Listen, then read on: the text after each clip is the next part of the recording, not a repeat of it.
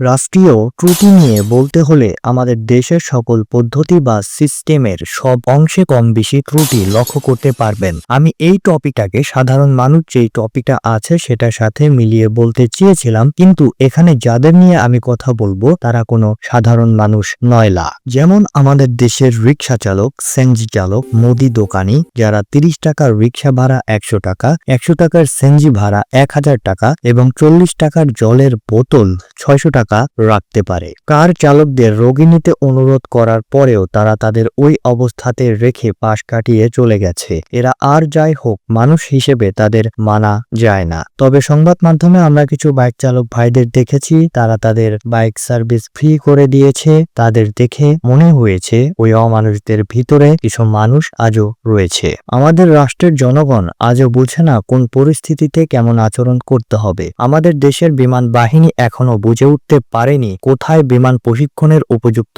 জায়গা রয়েছে। তারা বুঝতে বুঝতে হয়তো আমরা আরো ফুলেদেরকে হারাবো এবং দুঃখ প্রকাশ করব, কারণ এটাই আমাদের রাষ্ট্রের ব্যবস্থা, যেখানে আপনার, আমার এবং সেই ছোট শিশুদের জীবনের কোনো মূল্য নেই।